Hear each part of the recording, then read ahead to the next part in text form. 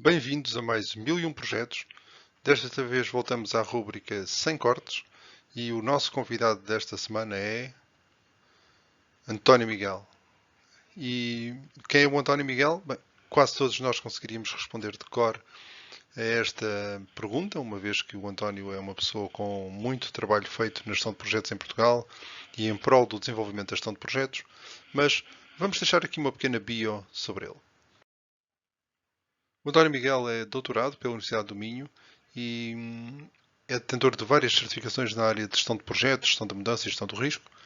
Tem mais de 30 anos de experiência profissional, quase toda ela na área de consultoria e de formação na área de gestão de projetos e na gestão de risco também, e na gestão da mudança, como referi.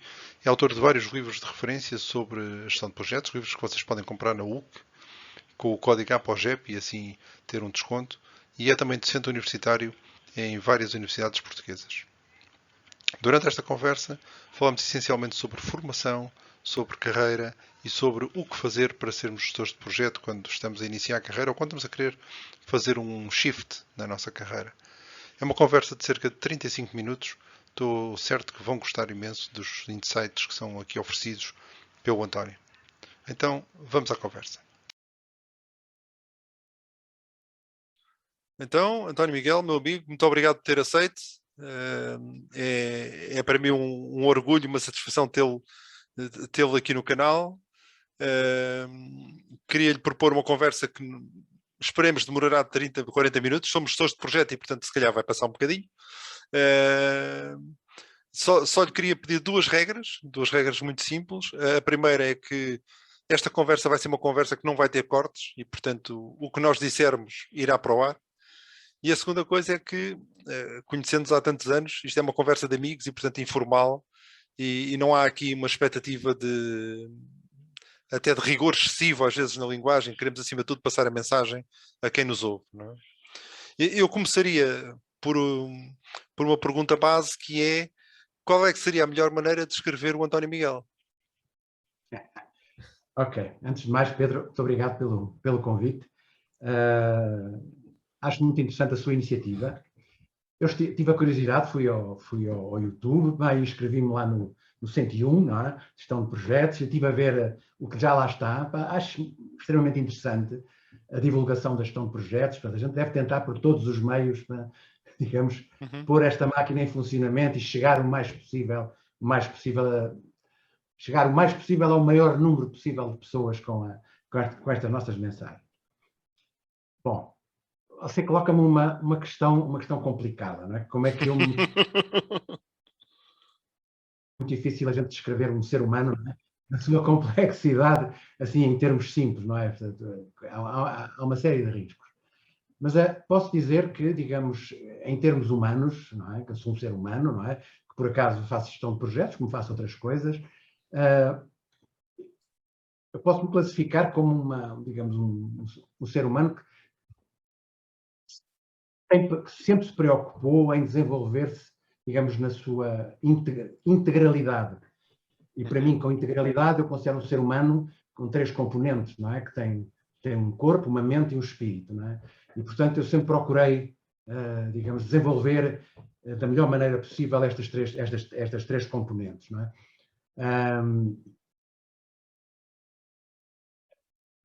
Digamos, a gestão de projetos aparece talvez por acaso, não sei, muitas coisas na vida aconteceram assim, foram acontecendo, quer dizer, eu não andava propriamente à procura delas especificamente, as coisas foram aparecendo e eu achei interessante, achei o desafio e segui por determinados caminhos, não é? A gestão de projetos aconteceu-me isso, assim como, por exemplo, no capítulo de me desenvolver a mente, portanto, estudo muito, portanto, sou extremamente curioso, leio que me farto, desenvolver o espírito, por exemplo, faço meditação, yoga, portanto, procuro, e tudo isso depois tem influência, umas coisas têm influências nas outras, não é? Tem uma influência nas outras, não é? Portanto, se eu me quisesse caracterizar a mim, seria este ser humano que procura, digamos, desenvolver-se o melhor possível nestes três aspectos, não é? E não ser raquítico em nenhum deles. Não ser raquítico é muito bom. Muito bem. O António tem um contributo muito interessante na preparação das novas gerações na área de gestão de projetos e também é um gestor de projetos já com muitos anos. A pergunta que eu tinha para lhe fazer para começar, digamos aqui, as hostilidades de uma forma um bocadinho mais séria é: acha que um gestor de projeto, ou um profissional da área de gestão de projetos, enfim, gestores de projetos, gestores de risco, enfim, existem vários gestores de contratação, podíamos ir por aí além e falar de mais uma série deles, mas gestor de projeto, por simplificação, será a designação que eu vou usar. Acha que é essencialmente fruto da cultura? É fruto da formação? Ou é fruto da experiência que obteve ao longo da sua carreira e da sua vida? Eu sei que terá tentado a dizer que é um bocadinho de cada, mas eu gostava que escolhesse um deles como mais determinante. É uma questão interessante. Uma questão interessante que me leva a contar-lhe rapidamente uma história. Força, força. Eu tive a sorte, digamos, de passar grande parte da minha vida profissional como gestor de projeto em multinacionais. Portanto, na Siemens, na Unisys e também na Capgemini. E foi aí que eu aprendi, de facto, gestão de projetos. Digamos, foi aí que eu fui, digamos, chamado a olhar para esta forma de trabalhar, E, de facto, contactei muito com americanos, ingleses, alemães, franceses, pronto. E depois houve uma altura, tive 20 e tal anos, digamos, a funcionar assim, a ser funcionário dessas empresas, e houve um dia que coincidiu com o ano 2000, que eu disse, pronto, vou-me embora, quero fazer outra coisa, não é? Então não quero ser empregado de ninguém, quero ser independente, não é? Quero ser independente. Pronto, tive ali uma sabática, fiz o doutoramento e depois lancei-me, de facto, como consultor e formador. E houve uma série de gente amiga que me chamou maluco. Então, mas tu vais abandonar, digamos, estas empresas, numa coisa dessas, gestão de projetos. E o argumento que me diziam era: nós não somos um país, nós não somos uma cultura de gestão de projetos, nós não planeamos, nós não temos essa cultura.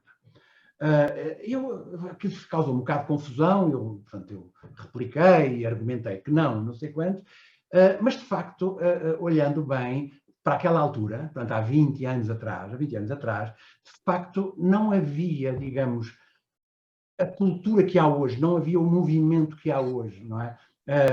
Portanto, eu acho que a cultura tem muita, digamos, tem muita influência, é evidente, não é? Se nós nascemos, digamos, numa cultura que tem sistematicamente, digamos, enfoca as pessoas, desde a escola, não é? Desde a instrução primária, por aí fora, digamos, a planearem, a serem controlados, a olharem para as coisas, é diferente de que nós nascemos numa cultura muito mais mediterrânica, não é? Como a nossa, muito mais do sul da Europa, em que é um bocado mais... A gente vai andando, laissez-faire. Mais soft. Nós somos conhecidos por isso, não é? O termo do desenrasca é um termo que não existe também noutras culturas, não é? A gente diz, o desenrasca, o que é isso, não é? Mas é um termo que nos especifica bem. Agora, eu penso que a situação hoje é completamente diferente do que ela há 20 anos, quando eu comecei sozinho, digamos, a batalhar por isso, não é? Fruto de várias coisas, não é? Uma delas, fruto da própria globalização, portanto, nós sermos sujeitos a esta invasão, não é? Cultural, não é? Muita gente veio, trouxe-nos boas práticas, trouxe-nos bons hábitos, não é? Por outro lado, o ensino, digamos, mudou bastante, digamos, começou-se a preocupar mais com estas questões, não é? Hoje nós vemos, não há universidade privada e pública que não tenha uma pós-graduação ou um mestrado em gestão de projetos. Portanto, institucionalizou-se o ensino. Do lado das empresas privadas, portanto, que era o meu lado onde eu trabalhava, né? A formação e gestão de projetos era uma coisa que havia procura tremenda. Portanto, as pessoas começavam a perceber que precisavam de ter instrumentos para lidar com esta nova realidade.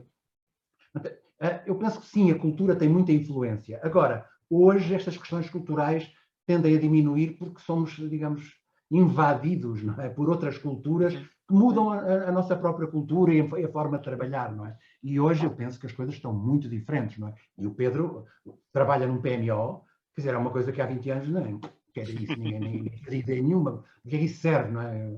Pronto, e hoje, na função pública, portanto, eu acho que é sintomático, digamos, o nosso hábito cultural, digamos, de não planear, alterou-se, ainda bem que se alterou, não é?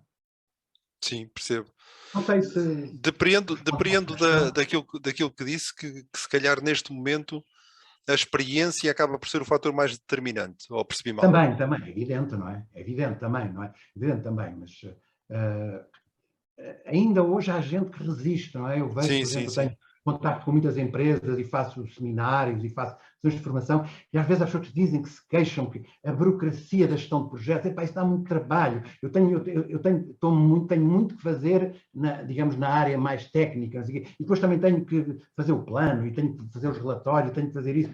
Sim, pronto, é o preço que se tem que pagar, portanto, mas isso faz parte, digamos, faz parte da profissão. Mas ainda há uma certa resistência Sim. em algumas pessoas, digamos, por causa dessa vertente Cultural. Digamos, sim. Sim. Até porque somos bons a desenrascar, não é? É Portanto... verdade. É verdade, quer dizer, nós somos muito apreciados lá fora, em muitas empresas, porque quando há uma situação qualquer, chama-se o português, porque o português encontra uma solução, não é? Somos o MacGyver da coisa, não é? Né? Quer dizer, eles têm, os anglo-saxónicos têm um termo que eu acho muito interessante, que é o resourceful. Sim, Portanto, sim. acho que temos muitos recursos internos em que somos capazes Certo. de encontrar soluções,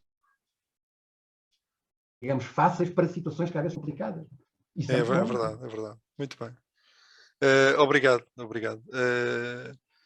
Deixe-me pegar no que disse para lhe fazer uma pergunta adicional, que é...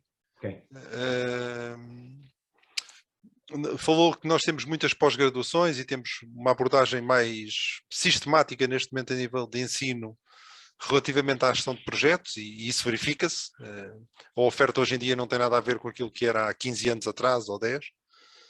A minha pergunta é se, da experiência que tem, se acha que os programas de capacitação que existem são os necessários e suficientes, quer em termos de quantidade, quer de qualidade, para poder dotar a economia portuguesa de gestores de projeto que tanto necessita, e podemos trazer à lista o tema do PRR, mas também dos outros projetos que estão a acontecer que não são PRR, não é? Porque existe economia, existe transformação para além do PRR. A minha pergunta é... Sim. Pedro, eu tenho passado por várias universidades, tenho sido professor em várias universidades privadas e públicas, não é? Neste momento estou no ISEG, por exemplo, estou no ISEG, estive no Isqueté, portanto, estive na Nova, estive no Porto, depois estive aqui na Autónoma, portanto, conheço, digamos, vários programas, várias ofertas, e acho que há uma preocupação muito séria de facto, digamos, trazer um ensino universitário de gestão de projetos, digamos, procurando trazer, digamos, todas as boas práticas de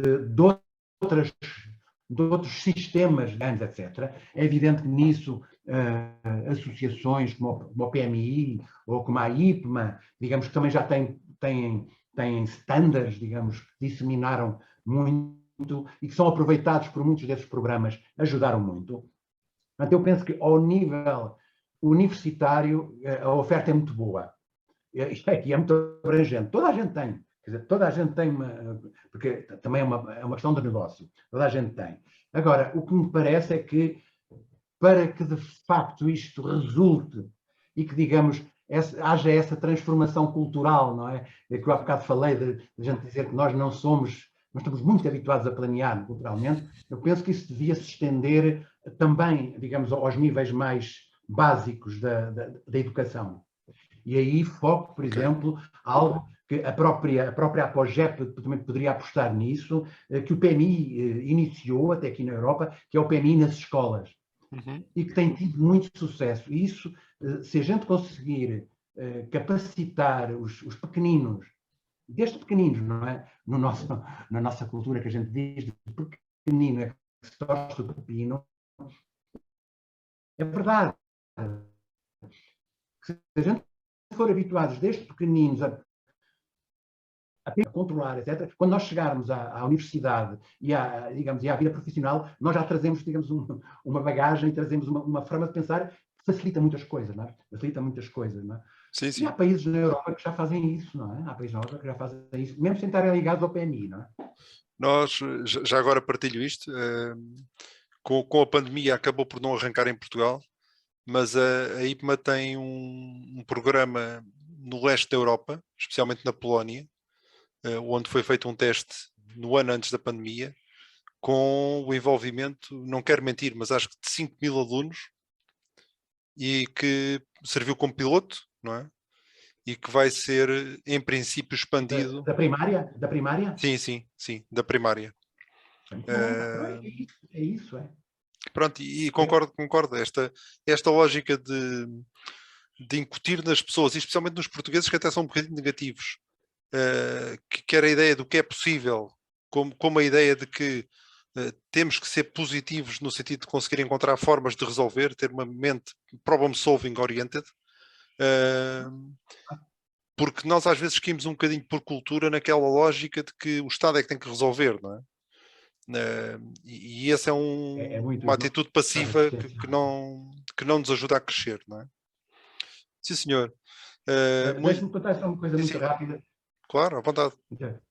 Que eu lembro, que me chamou, quer dizer, que me causou uma impressão muito grande. Houve há tempos, já há uns anos, na RTP, um programa, acho que se chamava Europa, já não me recordo, mas que ia percorrendo os vários países da União Europeia para ver como é que os países funcionavam. Então, recordo-me de um desses programas em que a repórter foi a uma escola primária, penso que era na Dinamarca, era um país desses, o Dinamarca ou a Suécia, mas acho que era a Dinamarca, e que, portanto, foi lá perguntar como é que era o ensino, digamos, como é que se processava o ensino primário. Uhum. Então, as câmaras estavam a focar, então a escola era uma escola muito interessante. Então, as criancinhas, os pequeninos, havia mesas redondas, grandes, que estavam sentados à volta deles, grupos de seis pequeninos, que estavam todos imersos, tinham computadores abertos, tinham pequenos computadores abertos à frente deles, e a professora estava ali e tal, e a repórter perguntou, então, mas eles estão aqui a fazer, que isto é o recreio? Perguntou o Coutinho. Não, isto é a aula.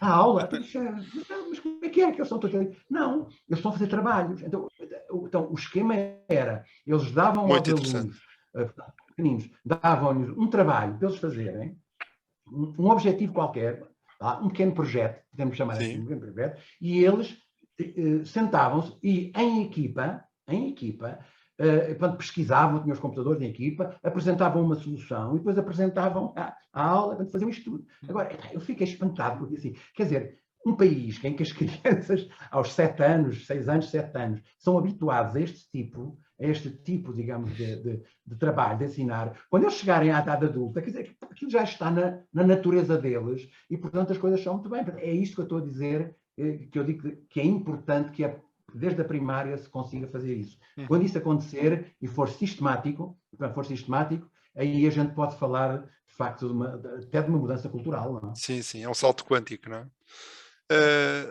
Da sua experiência, se tivermos um jovem que acabou o secundário ou que acabou a faculdade, portanto, alguém com 18, 20 anos, 23, não é? Consoante o ciclo de ensino, que queira ser gestor de projeto, em Portugal, o que é que ele tem que fazer?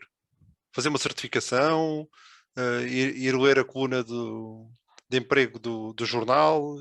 Qual é o seu conselho? Acho que para um jovem que sai da universidade, quer dizer, acho que é importante que ele primeiro vá aprender qualquer coisa sobre as empresas, ou seja, o seu Estado, não é? Portanto, para aprender sobre as organizações, não é? Porque, digamos, eu penso que a gestão de projetos, gerir um projeto, que é gerir uma equipa, digamos, quer dizer, é algo que, digamos, exige uma certa experiência, digamos, de tarimba, não é? Passar primeiro por um membro da equipa antes de ser o líder da equipa. É importante, não é? É importante isso, aprender primeiro a obedecer antes de aprender digamos, a mandar. É muito importante. Portanto, eu acho que é importante que as pessoas passem por uma certa tarimba. Uma certa tarimba. Agora, eu penso que hoje há duas coisas interessantes. Há, por um lado, muita oferta, digamos, de formação, há oferta de certificações, há bastante oferta, digamos, todas as grandes associações, o PMI, a IPMA, se a gente for lá para cima, para a APM, também, em todo lado há certificações, e por outro lado também há uma procura muito grande de gestores de projeto. E ainda foi este ano tive uma experiência muito interessante da formação a uma grande empresa farmacêutica, e, portanto, estamos a falar de gestor de projetos que são investigadores, são doutorados, não é? Portanto, que lideram equipas enormes, projetos enormes, não sei quanto, e eles estavam a recrutar gestores de projeto para eles, porque precisavam, porque já não tinham gestores de projeto. Então, a pessoa com quem eu estava a falar, dizia-me que, digamos, receberam uma quantidade que eles não estavam à espera de currículos.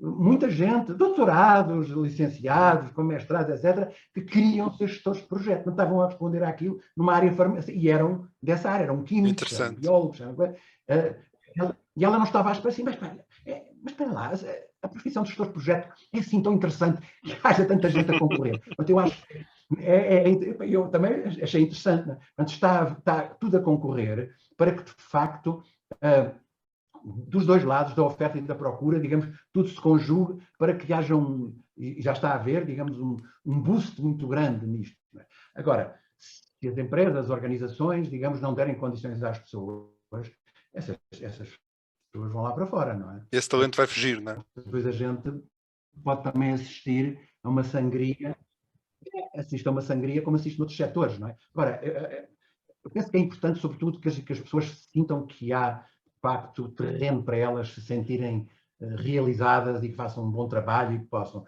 Porque depois os meios estão à disposição, se as pessoas quiserem, não é? A formação, a certificação, têm mestrados, pós-graduações, têm, etc. Sim. Portanto, o meu conselho era, passem um tempinho, digamos, na faça o caminho das pedras, não é? E depois, ao fim de algum tempo, 2, 3 anos, ok, sim, senhora, já percebem como é que as coisas funcionam, agora vamos dar um salto, não é? E aí fazem uma pós-graduação, outra formação, uma certificação, etc. Sim, mas é um conselho prático e muito interessante, porque às vezes não há noção dessa sequência que é importante ter, porque cada passo da nossa vida também é uma preparação para o seguinte, não é? E, portanto, acho um conselho muito interessante. Próxima provocação. Acha que este trajeto que aconselhou seria manifestamente diferente se o nosso jovem candidato a gestor de projeto, em vez de viver em Portugal, vivesse, sei lá, no Reino Unido, ou nas Filipinas, ou no Zimbábue, ou na Argentina? Muda muito com a geografia, ou o percurso ideal seria semelhante independentemente do sítio? Vamos lá ver, o percurso básico, eu penso que seria semelhante, quer dizer, eu não vejo, que eu conheça, eu não conheço nenhuma organização em que uma pessoa sai da universidade, entra para o primeiro emprego e é imediatamente gestor de projeto. Não conheço. Quer dizer, ninguém, digamos, entrega logo a uma pessoa que não tem experiência nenhuma, digamos, sei lá, uma equipa para gerir, que a pessoa não faz ideia o que é coisa e até pode cometer muitos erros. Portanto, esse percurso eu penso que é algo que é seguido em todas as culturas. Agora, eu diria que não é tanta geografia, mas é mais, digamos, o aspecto cultural, não é? Aquilo que eu falei há pouco, não é? Países que já têm uma história, uma cultura, digamos, de planeamento, digamos, que já está mais enraizado, digamos, as pessoas podem muito mais rapidamente entrar, digamos, nesse percurso. Outras culturas em que, digamos, isso ainda não existe, pode ser um bocadinho mais difícil, não é? Ou então, como a gente às vezes diz, em terra de cegos, quem diz que tem um olho é rei, não é? Às vezes não é preciso ter, basta dizer que tem, olho é rei. Se calhar, rapidamente também sobe muito mais porque não há, digamos, um substrato. Isso pode ser perigoso, não é? Isso pode ser perigoso, não é? Sim. Percebo perfeitamente e compreendo. Fiz-lhe a pergunta porque fui pegar aqui países com maturidades na área de gestão de projeto muito diferentes, não é? Mas concordo em absoluto que aquilo que eu chamei há bocadinho do caminho das pedras, ou seja, a pessoa ganhar a experiência no terreno de ser gerida e de perceber como é que funciona a organização, e que nem tudo o que vem nos livros acontece exatamente assim na realidade. É uma percepção importante para depois a pessoa ser capaz de entregar com qualidade como gestor de projeto. Claro que sim. Ainda na mesma onda, acha que a língua, falámos da cultura, a cultura e a língua estão um bocado associadas, não é? Acha que, por exemplo, há uma maneira diferente de gerir associada à língua portuguesa? Acha que, sei lá, portugueses, brasileiros e mesmo angolanos, africanos, ou angolanos, moçambicanos ou outros países africanos de língua portuguesa têm menos base no planeamento e mais no desenrasca, voltando à palavra de há pouco? Ou acha que isto é, no fim do dia e hoje em dia, não é mais do que um mito e na verdade as coisas tendem a convergir todas para um grau de maturidade mais ou menos equivalente ao redor de todo o mundo?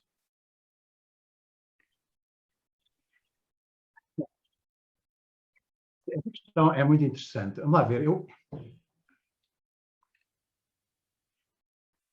Quando falamos da língua portuguesa, dos países da língua portuguesa, estamos a falar de países muito dispares, não é? Por exemplo, o Brasil é um país que, pelo facto de estar muito próximo dos Estados Unidos, absorveu muito mais cedo que nós muito da cultura americana, não é? Muita cultura americana, e como estamos a falar de gestão de projetos, digamos, o PMI, por exemplo, existe no Brasil, o chapters, há muito mais tempo do que em Portugal. Ou seja, apesar de falar em português também, há um efeito osmose, há uma influência da cultura americana pela proximidade, não é? Nós aqui na Europa, não é? Nós estamos na Europa, não tínhamos tanta essa influência. Portanto, demorava menos a chegar cá. Foi precisamente, digamos, toda este boom que houve quando Portugal, sobretudo quando Portugal aderiu à comunidade europeia, económica europeia, que muitas empresas importámos muitas formas de trabalhar. Portanto, nós em Portugal aqui, acabámos por levar mais tarde do que no Brasil, e no Brasil já se fazia gestão de projetos, e eles já falavam no PMBOK, eles já falavam, porque o PMBOK é americano, não é? E falavam nisso e faziam antes de nós. Agora, se formos olhar, por exemplo, para países africanos, digamos, que têm, alguns deles saíram de guerras civis há pouco tempo, há uma década, não é? Portanto, estão num estádio diferente, não é? Portanto, eu penso, apesar de falarmos todos a mesma língua, não estamos em estádios semelhantes, não é? É evidente que isto tudo vai tender, digamos, com o tempo, para, digamos, um nivelamento, não é? É evidente que sim, nós temos muita cooperação com os países, sobretudo com os países africanos, não é? E, portanto, nós transmitimos muito daquilo que nós sabemos, e eles também nos transmitem a nós, e, portanto, ajudamos. Eles estão a começar já, digamos, a eles próprios caminharem por si próprios, não é? Até há muito pouco tempo, eu fartei de ir à Angola e a Moçambique e ao Cabo Verde dar formação. Hoje já são eles que já têm gente que são eles que dão formação. Por exemplo, o chapter do PMI Angola faz formação para certificação, eles estão a começar eles próprios a ganhar massa crítica, não é? Ganhar massa crítica. Eu penso que isto é muito bom, não é? E, portanto, eu não sei, daqui a 1 ou 2 gerações, digamos, eu penso que as coisas estarão já muito mais niveladas, não é? Mas isto é um percurso que se faz, portanto, isto não nasce assim, não é? Faz-se um percurso, não é? Portanto, não acho que seja a língua, não é? É mais a cultura e mais, digamos, até, digamos, a proximidade de certas culturas, digamos, que nos podem influenciar e puxar por nós, não é? É uma perspectiva muito interessante e eu estou de acordo com ela, porque na verdade quando olhamos para o mosaico, por exemplo, dos países de língua inglesa, não é? Temos a mesma coisa, temos países com grande maturidade na gestão de projetos e que são pioneiros, e eu olho sempre para a Inglaterra como o ponta de lança, não é? Sim, essa malta. Mas também a Austrália, sem dúvida que os Estados Unidos, mas os Estados Unidos são mais ou menos líderes em quase tudo pela cultura também que têm. Reconheço muita qualidade no trabalho que tem sido feito na Alemanha, por exemplo, onde a GPM tem feito um trabalho sério e é muito reconhecida a nível governamental, coisa que nem sempre na lusofonia se consegue. Não é? Relativamente a Portugal e ao Brasil, é verdade, mas eu continuo a achar que ganhamos, acima de tudo, muito nós todos, aqui nos três eixos, no eixo africano, europeu e da América do Sul, em cruzarmos experiências, como o António disse, e em partilharmos aquilo que sabemos. Sim, é evidente, não é? E parece-me a mim que é uma está coisa que está a nascer. hoje. Está a nascer, exatamente. Está a nascer. Esta lógica da gestão de projetos na lusofonia, muito mais do que fazemos todos exatamente igual, ou estamos no mesmo patamar. Está a acontecer muito. Hoje há muito mais cooperação. E temos uma vantagem, que é quando uma pessoa está a aprender, se aprender na sua língua materna é muito mais fácil do que aprender numa língua estrangeira. E, portanto, fomentar o ensino e a troca de ideias entre os diferentes países em português é claramente uma vantagem que eu acho que todos nós temos que explorar. Não? Muito bem. Eu tinha uma última provocação, porque esta conversa é uma conversa de provocações, de pequenas provocações. Não? Eu acho que eu vou processar, ok. Vou chamar o advogado para assim, este homem passou a vida a provocar-me. Mas eu depois fujo para o Belize, portanto não há problema. Pois. E a questão é, falamos muito sobre desenvolver a gestão de projetos, desenvolver a produção. Isto é que é muito português, é a gente fazer piada com isto. Exatamente, sim. Sim, porque isto é muito português, é fazermos piada com isto. Se nós não nos rirmos de nós próprios, falamos muito sobre o desenvolvimento da gestão de projetos e sobre a gestão da profissão e tudo isso. A minha última provocação era, se pudesse tomar uma medida para fortalecer a gestão de projetos, qual é que seria a medida que tomava? Apenas uma, não é? Pode ser que alguém nos ouça e entre no próximo programa eleitoral e de um dos nossos partidos de poder. Eu tomava aquilo que eu falei há bocado, quando falamos sobre se a formação que existe é necessária e suficiente, eu poria ensinar as crianças, digamos, desta forma, a trabalhar desta maneira, a trabalhar por projetos, a trabalhar em equipa, digamos, criar desde pequenino, digamos, dessa forma de trabalhar. E assim, quando eles chegarem à idade adulta, digamos, aquilo já lhes está na massa do sangue e na cabeça. Sim, e com isso conseguimos mudar um bocadinho a nossa cultura, não é? Claro. Sim, senhor. Sim, senhor. Não, eu assisti a muitas situações em empresas e mesmo no Estado, que eu também comecei a minha vida a trabalhar no Estado, na de Goa. O nosso sistema de ensino é um sistema muito individualista, ou seja, nós trabalhamos para nós, estudamos, fazemos o exame sozinhos e quando chegamos a uma organização, temos uma equipa e as pessoas não sabem trabalhar em equipa. Sim. Então, há uma aprendizagem, há gente que tem muita dificuldade, há gente que tem mais facilidade, mas, digamos, há um embate, há um choque, digamos, porque a educação não nos ensinou, a educação, portanto, a formação académica não nos ensinou isso, não é? Portanto, este facto, não é?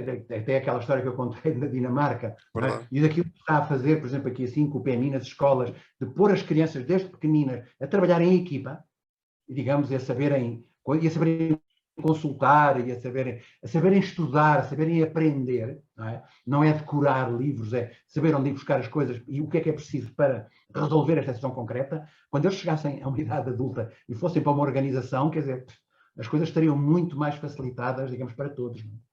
Sim. De acordo. Essa. Se colocar isso no seu programa eleitoral, eu voto em si. E o cavalinho da chuva que eu não vou. Eu não sou candidato. Muito bem. Esta era a última pergunta que eu tinha. Não sei se quer fazer alguma consideração final. Não, Pedro, olha, agradeço-lhe imenso o seu convite, sinto-me muito honrado e felicito por esta iniciativa e acho que é importante que haja iniciativas dessas, que se divulgue isto, não é?